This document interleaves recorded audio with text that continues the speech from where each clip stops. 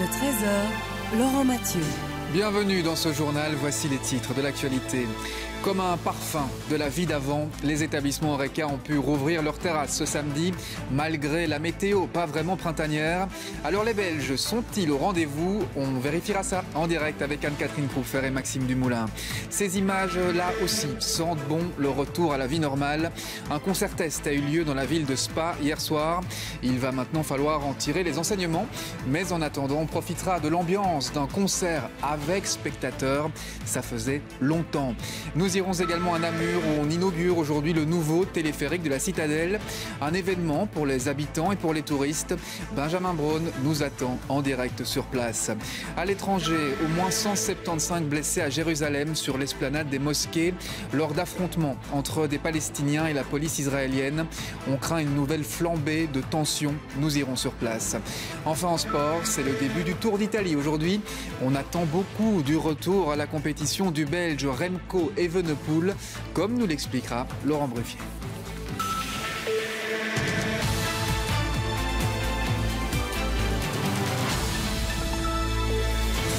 Bonjour à tous, le jour tant attendu est donc arrivé. Les Belges peuvent à nouveau prendre un verre ou manger un bout en terrasse.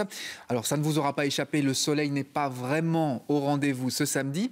Mais est-ce que ça vous a découragé? Eh bien on va poser la question à Anne-Catherine Crouffer. Bonjour Anne-Catherine, vous êtes à Liège. Est-ce qu'il y a du monde ce midi sur ces fameuses terrasses? Écoutez, en tout cas, il fait toujours un peu frisqué et surtout, il commence à pleuvoir. Alors, vous le voyez, si vous êtes sous les tonnelles, eh bien, à ce moment-là, les terrasses sont remplies. Par contre, si il n'y a pas de toit, eh bien, vous voyez, là, il y a de la place et vous pouvez trouver facilement encore de la place pour boire un petit café.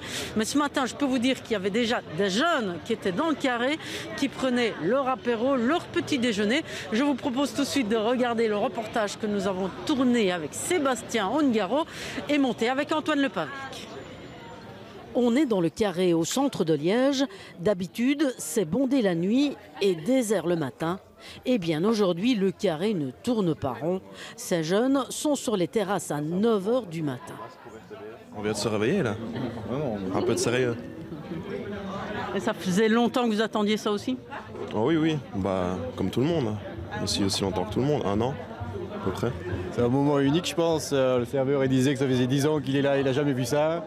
Donc oui, c'est vraiment une ouverture exceptionnelle qui se passe. Donc on est content d'être là. Le patron du bar de nuit a lancé le petit-déj alcoolisé, un concept qui a plu directement. On a annoncé ça il y a quelques jours et en quelques heures, on était complet. Donc voilà, c'est vrai de toute façon, on n'a pas énormément de place. On s'étale comme on peut sur la rue et on écarte les tables, mais ça a été vite complet. Ouais. Au fur et à mesure de la matinée, les tables sont occupées. Et quand on en tient une, on ne la lâche pas. Je compte rester un bon moment après l'apéro, manger un petit bout, on va profiter du moment. On a trop attendu cela. Alors vous avez une écharpe, il fait froid. Malheureusement, oui, mais je pense qu'il ferait même moins 20. Je crois qu'on serait tous venus et c'est trop bien, quoi. Est-ce qu'il ne fait pas trop froid pour aller en terrasse? Non, ça va, on s'adapte. On est tellement content de retrouver une chaise, une table. C'est quand même préférable de boire assis que de boire son café debout au coin de la rue. Un ciel gris, des nuages menaçants. Aujourd'hui, peu importe. C'est le soleil dans les yeux que cette commerçante compte servir de bonne glace. On espère vraiment que la clientèle sera réceptive et qu'on pourra servir les gens. Ça nous manquait vraiment, le contact nous manquait. Un contact très vite retrouvé, comme si rien n'avait vraiment changé. Comme si rien n'avait changé. Merci beaucoup Anne-Catherine Crouffer. Et voilà donc pour la cité ardente, Liège. Qu'en est-il au Pays Noir, à Charleroi? On connaît la rivalité entre les deux villes. On va y rejoindre Maxime Dumoulin. Maxime, est-ce qu'il y a du monde dans les rues et sur les terrasses Carolo? Bah écoutez, ça me fait un petit peu mal de le dire en tant que Liégeois, mais il me semble, en tout cas objectivement, que ce matin, en tout cas, il faut voir comment va se dérouler la suite de la journée, eh bien Charleroi est peut-être plus ardent que Liège. Après, il faut vraiment voir la suite de la journée, comme je vous le disais. Bon, il faut dire aussi que le centre-ville de Charleroi, ici la place de la Digue, a bénéficié d'un soutien de poids, puisque le centre culturel de Charleroi, l'Éden, est venu ici apporter tout son soutien en organisant, comme vous le voyez, une série d'activités, d'animations qui vient un peu égayer cette place et donc qui ramène un petit peu tous les clients vers les terrasses qui, malgré la pluie, sont là en nombre. Vous voyez, toutes les terrasses sont noires de monde. Du coup, bon, les clients sont bien présents. On voit vraiment un vent de liberté qui est en train de souffler ici sur Charleroi. Et c'est un sujet qu'on a réalisé avec Philippe Wibo et Julien Wattier qui va vous montrer un peu plus l'envers du décor. Une bonne séance de gymnastique pour se dérouiller un peu. L'Éden, le centre culturel de Charleroi, est à pied d'œuvre pour réchauffer les cafetiers qui en ont bien besoin. Oui, on est un peu rouillé, ça fait 7 mois qu'on attend ça. Malheureusement, on n'a pas été très actifs physiquement, enfin pour ma part. Donc voilà, c'est un bon moyen de se remettre en forme. Pour admirer le spectacle, le public est au rendez-vous. Qu'est-ce qu'on est bien depuis les terrasses de la place de la Digue. Ça fait quelques mois qu'on attend de venir boire une chope en terrasse. Il est un peu tôt, mais quand on aime, on ne compte pas les heures. On prend l'air, on voit les gens, il y a du spectacle. Ce 8 mai est une date importante. Elle acte une première étape dans la libération des secteurs horéca et culturels. C'est tout le sens que le centre culturel de Charleroi veut donner à son action. Oui, il est 10h30 du matin, il faut reprendre petitement et puis ça ne va pas arrêter tout au long de la journée. Il y aura la fanfare bidon qui va déambuler dans la ville, la Wallomobile, une parade du Magic Land Théâtre, bref, plein d'interventions artistiques, toujours un peu sur le mode performance, surprenante. On n'a pas trop voulu communiquer sur un horaire, mais l'idée c'est de venir profiter des terrasses et puis de se laisser surprendre. Maintenant que les muscles sont bien chauds, les cafetiers ont l'air de très vite retrouver leur marque. Même s'il faut courir sur la terrasse, c'est vrai, le plaisir se lit sur les visages et puis le geste revient sans problème. C'est comme le vélo, ça revient relativement vite et facilement. Et en vitesse 10 maintenant, directement. C'est les kilos qu'on va perdre maintenant. Les kilos qu'on a pris durant les 6 mois, on va les reperdre maintenant, heureusement. Une journée qui commence sur les chapeaux de roue. Malgré les masques, on devine très facilement les sourires. Un véritable vent de liberté souffle ce samedi.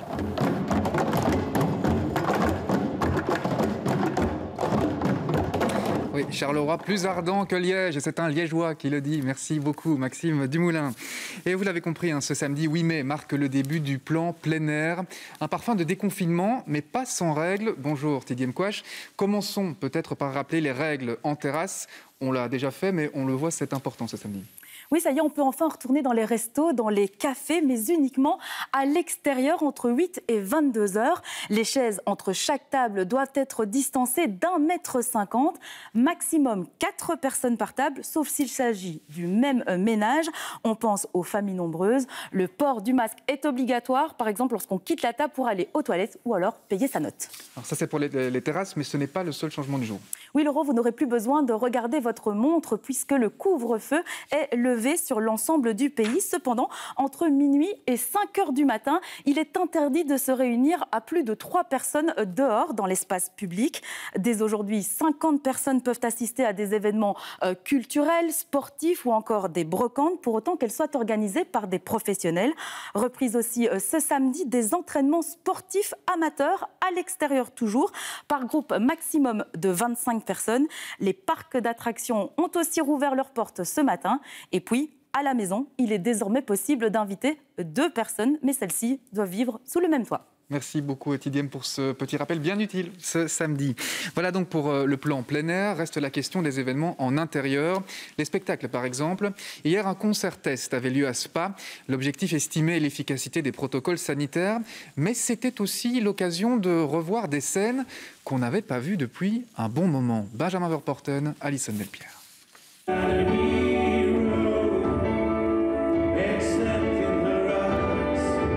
De la musique live, sur scène, avec du public, une image qui peut sembler surréaliste et pourtant. Cela s'est déroulé hier soir à Spa, un concert qui a rempli de bonheur les 220 spectateurs présents. C'est mon premier lâcher-prise depuis 1 an et voilà, c'était vraiment sublime. Voilà, on retrouve les sensations qu'on avait oubliées. Énormément d'émotions, de bonne humeur, de spontanéité. Un bonheur. Il faut que ça revienne, ça fait un bien fou, on revit. De l'émotion pour le groupe aussi, qui mesure la chance d'avoir eu l'occasion de se produire à nouveau sur scène. C'était super chouette, franchement c'était magique, on a encore les yeux tout humides tellement c'était impressionnant. Sincèrement on en a donné beaucoup sur scène mais l'énergie qu'on a reçue en retour c'était juste incalculable. Dans une salle remplie à moitié avec 2 sièges vides entre chaque bulle, mais avant, il a fallu respecter un protocole strict. On a dû s'arranger par rapport au travail pour pouvoir être là à 18h30, sachant que le concert ne commence qu'à 20h. On doit faire le test nasal nous-mêmes, on ne sait pas si on va assez loin avec le bâtonnet, donc voilà. Mais ça a l'air d'être bien pris en main. Et tous les participants ont dû être testés, tous, y compris ceux qui n'ont pas pu assister au concert. Dans un autre endroit de la ville de Spa, il y a ce qu'on appelle un groupe contrôle qui réalise exactement le même test. Les 2 groupes, à la fois les participants et le groupe contrôle, seront invités d'ici 7 jours, donc vendredi prochain, à venir faire un 2e test de même nature. Ça, c'est vraiment la base du protocole et c'est en analysant l'ensemble de ces données que nous pourrons évaluer le risque de contagion qui est directement lié à la participation à un événement culturel. Ce concert fait partie des 6 projets tests dans l'espoir de créer des protocoles pour épargner le monde de la culture, même en cas de rebond. Il faut envisager de s'habituer à vivre avec ce genre de pandémie et de mettre en place effectivement des choses qui nous permettent de continuer à vivre, qui permettent à la société de continuer, toute la société, tous les pans de la société, de continuer à vivre, de continuer à s'évader aussi avec la culture qui est complètement essentielle à nos vies. Au-delà de l'expérience scientifique, une chose est sûre, ce concert a redonné une sensation de liberté et beaucoup d'émotion aux spectateurs.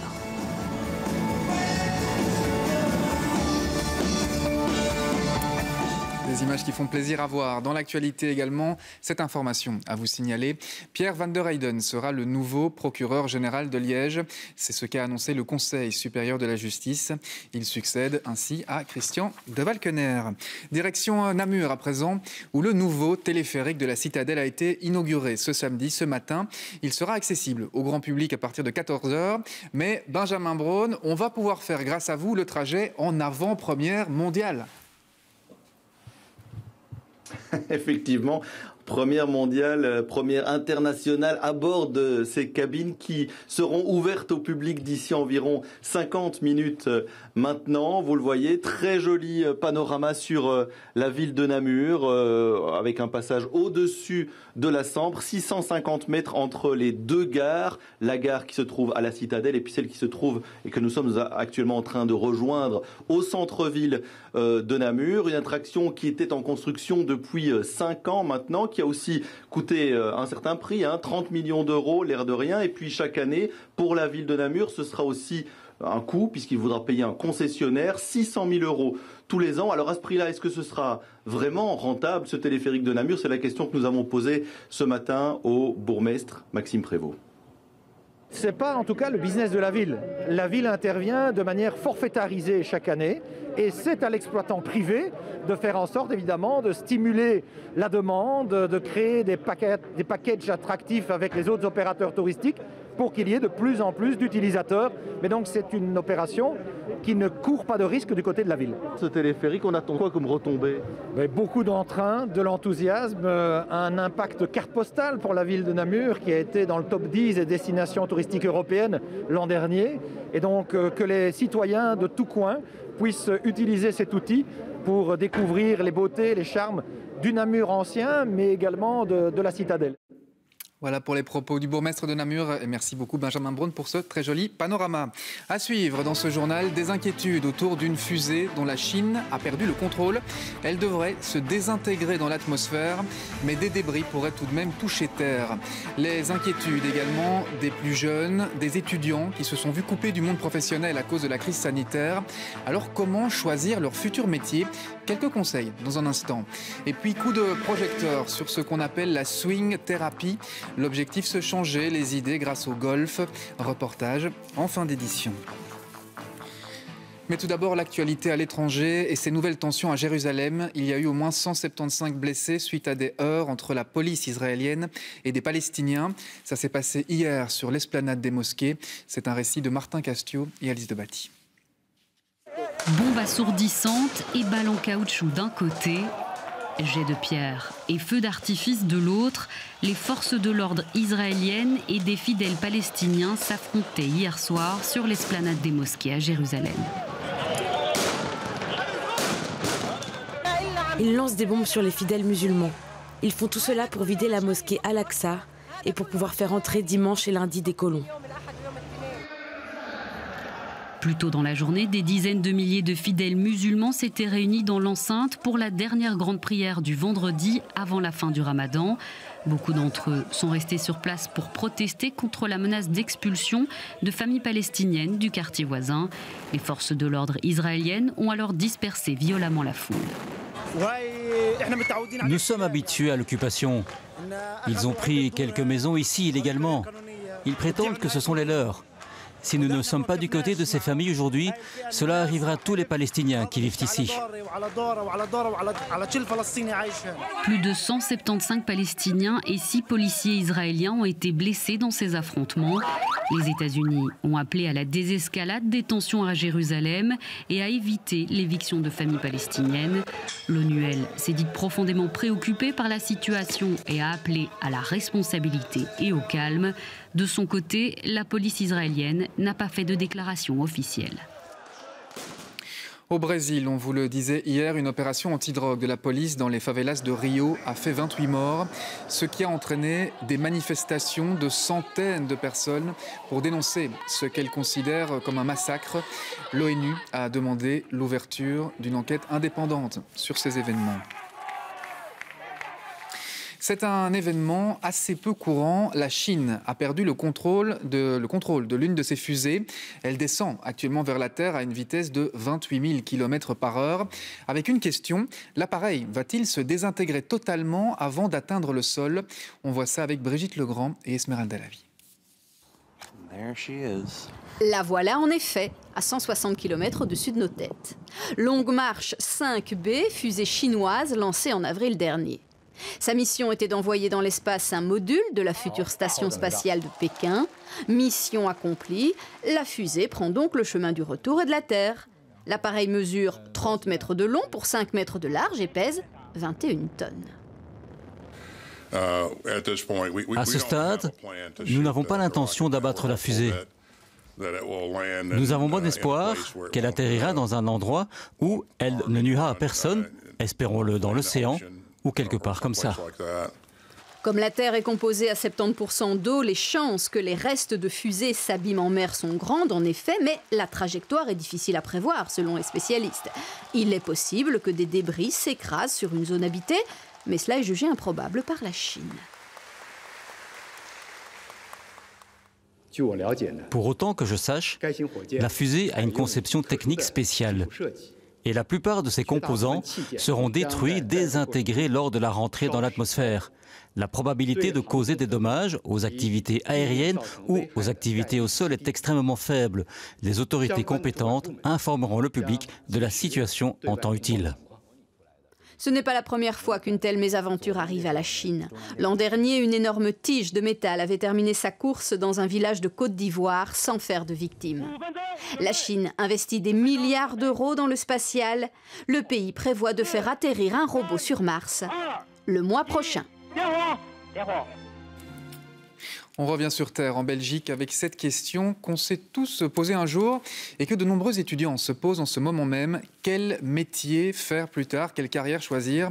La crise sanitaire a coupé le monde étudiant du monde professionnel, d'où l'intérêt de ces journées spéciales organisées pour aider les jeunes à trouver leur voie. Thomas de Tourbe, Louisa Gerdaoui et Jennifer Istas. Certains sont assis dans la salle, d'autres devant leur écran d'ordinateur. Tous finiront bientôt leurs années secondaires. Peu d'entre eux savent ce qu'ils feront ensuite. Je ne sais pas ce que je vais faire plus tard et j'ai envie de voir qu'est-ce qu'on me propose, qu'est-ce qu'on me conseille. Donc je suis venue, j'étais intéressée. Je ne sais pas quoi faire.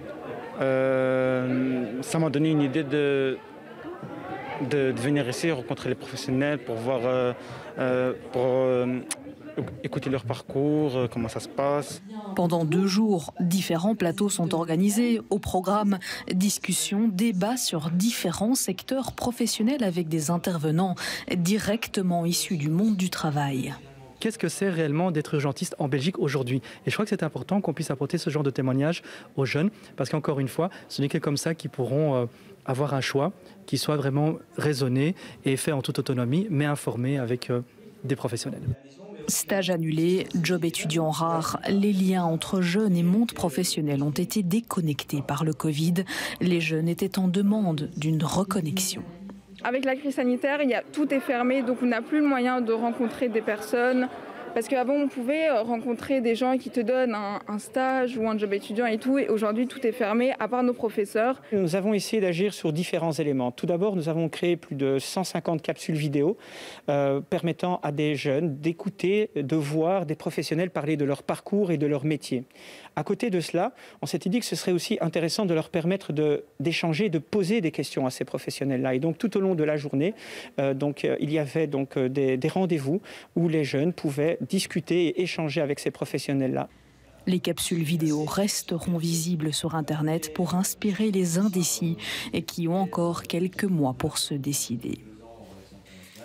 C'est un sport qui peut parfois paraître élitiste. Coup de projecteur sur le golf dans ce journal. L'association belge de golf propose actuellement de tester la discipline via une formule qui s'appelle la swing thérapie. Le principe, quelques leçons pour une centaine d'euros. Une manière aussi de penser à autre chose qu'à la crise sanitaire. Antoine Lepavec, Simon Arnold et Marc Mélon. À Wans, le golfe de Naxley offre des paysages exceptionnels. Ce sexagénaire veut suivre les traces de son fils. J'ai un fils qui a commencé le golf il y a déjà un an et demi et qui m'a dit « Allez papa, viens avec nous, c'est vraiment passionnant », donc voilà, je découvre. Paul, Hubert et Michel se sont inscrits à la formule Swing Therapy proposée par l'Association francophone belge de golf. L'idée est de permettre aux néophytes de découvrir cette pratique. Le swing thérapie fonctionne bien, surtout en cette période, le nom est bien adapté. Les personnes sont enfermées à leur domicile et ça leur permet de sortir, de se retrouver à l'air. Et comme on dit, un esprit sain dans un corps sain, c'est vraiment la parole en cette période difficile. Il y a évidemment 1001 choses à apprendre et il faut surtout s'adapter. Ce n'est pas simple, non, ce n'est certainement pas simple parce que la balle part assez rapidement selon je veux dire, l'instrument qu'on utilise et selon le revêtement sur lequel on joue. Donc c'est très différent selon que c'est du synthétique, du naturel, voilà, qu'on est sur le parcours ou un peu en dehors. Donc ce n'est pas simple du tout. Le groupe de sexagénaires très motivés que nous suivons est encadré et les imperfections sont immédiatement gommées. On commence par corriger le grip, donc comment tenir un club de golf. Ensuite, on essaye de bien placer la personne par rapport à la balle, qui est important. Et ensuite, on essaye de faire la gestuelle. Donc, comment tirer un club en arrière, avancer, finir. Quand c'est une première, c'est pas évident. Pour 99 €, les participants ont droit à 4 cours collectifs et une leçon individuelle. Ces débutants passent un bon moment avec quelques pointes de stress. Même si on se détend, même si le cadre est magnifique, mais le fait au moment où on doit frapper sur la balle, là il y a directement un petit peu de stress qui s'installe. Les uns et les autres apprécient la formule. Les inscriptions au club vont suivre, il n'y a pas de doute. Comme chaque samedi, l'invité du 13h, on va revenir avec lui sur l'ouverture des terrasses. Et pour cause, bonjour Fred Rorive. Bonjour. Vous êtes tenancier d'un restaurant à Flémal, la table de Fred. Et pourtant aujourd'hui, vous êtes là, vous n'êtes pas dans votre établissement. Non. Vous avez décidé de ne pas rouvrir votre terrasse. Pourquoi ? Parce que je pense qu'il est beaucoup plus agréable déjà pour apprécier un bon repas d'être assis à table, au chaud, bien à l'abri. Non, voilà. Peut-être que si le temps avait été un petit peu plus favorable, on aurait fait l'effort d'ouvrir un petit peu plus tôt. Mais, pour des raisons de coût aussi, j'imagine, moins de clients. Ça représente quoi, par exemple, en termes de coût d'employés, d'ouvrir votre restaurant ? Déjà, il faut reprendre tout le personnel. Tout le personnel, moi, actuellement, je n'ai qu'un membre de personnel avec moi et on complète avec des étudiants. Mais je suis assez positif parce que voilà, j'ai fait des démarches et je cherche un deuxième cuisinier pour travailler avec moi. Donc on va augmenter l'équipe. On a vraiment envie d'y arriver, mais on veut le faire convenablement. Et justement, le faire convenablement, les conditions pour que vous puissiez réouvrir, c'est quoi? C'est de pouvoir ouvrir aussi en intérieur, c'est vraiment nécessaire pour vous ça? Oui. Moi, je pense que c'est vraiment nécessaire. Il y a déjà des personnes un peu plus âgées aussi qui ont un peu du mal à rester à l'extérieur. On a un type de cuisine qui ne se prête pas vraiment à l'extérieur. On a une spécialité de cuisson sur pierre, donc la pierre refroidit déjà en temps normal relativement vite, donc en extérieur vous imaginez que ça va encore 2 fois plus vite. Donc voilà, je veux aussi que mon personnel travaille dans les meilleures conditions possibles et je pense que tout n'est pas encore réuni pour le moment pour le faire. Ça n'engage que moi, évidemment. Bien sûr, certains de vos collègues ont, eux, décidé de rouvrir. Il y a eu cette petite polémique hier autour de l'interdiction des plexiglas en terrasse, un peu en dernière minute. On ne va pas revenir là-dessus, mais est-ce qu'en général, dans votre lien, dans la communication avec les autorités, est-ce que vous avez l'impression que les consignes, les protocoles sont suffisamment clairs, vous qui devez les appliquer sur le terrain? Non, pas toujours. Moi, je vais prendre un autre exemple. Ici, je viens de retourner tous les protocoles. Il était énormément question de tracing au début. Ici, on n'en parle plus du tout, par exemple. Pourquoi? Je ne sais pas. Un coup, c'est... l'histoire des primes, par exemple. Là, on vous annonce des primes, des aides, et vous vous retrouvez 6, 7, 8 semaines après. La plateforme n'est toujours pas en place. Ouais. Enfin, justement, comment vous faites aujourd'hui pour tenir? Vous avez dû vous réinventer. Donc vous êtes restaurateur, vous avez dû louer une friterie qui fait... Expliquez-nous. Donc voilà, en mars, février déjà, on a remarqué qu'il y avait une grosse chute au niveau du takeaway. Depuis le mois de janvier, ça devenait vraiment très difficile. Donc moi, j'ai encore cette chance d'être fonctionnaire en congé sans solde. Donc j'ai d'abord fait une petite démarche pour éventuellement retourner travailler là-bas. Mais bon, les horaires ne se prêtaient pas. J'ai vu passer une petite annonce, une friterie, tout équipée, à louer. J'ai posé ma candidature, on était plusieurs sur le coup. J'ai expliqué ma situation au propriétaire. Et 2-3 jours après, ils m'ont contacté comme quoi on pouvait reprendre cette friterie et l'exploiter. Et donc maintenant, ça fait un mois que... On fait des frites, voilà. Et que ça fonctionne et ça vous permet de tenir jusque-là. Ça me permet de tenir, En attendant, espérons que vous puissiez rouvrir au plus vite pour vous. Merci en tout cas d'être venu sur ce plateau nous expliquer le quotidien de votre quotidien de restaurateur. Je rappelle donc que vous êtes restaurateur à Flémal en région liégeoise. Votre restaurant s'appelle La Table de Fred, comme votre nom. On en vient au sport et au Tour d'Italie. Il débute à Turin aujourd'hui par un contre-la-montre. Laurent Brevier, vous êtes sur place, vous suivez la course pour nous. Et il faut le dire, il y a beaucoup d'attentes, beaucoup d'interrogations aussi autour du jeune prodige belge Remco Evenepoel. Oui, bonjour Laurent. Effectivement, énormément d'attentes autour de Remco pour ce chrono, surtout quand on regarde les performances qu'il réalisait avant dans les contre-la-montre. Mais il y aura fort à faire pour lui puisqu'il sera opposé notamment aujourd'hui au champion du monde, Filippo Ganna, ou alors au champion de France, Rémi Cavagna, qui est son coéquipier, qui a gagné la semaine dernière le contre-la-montre très relevé du Tour de Romandie.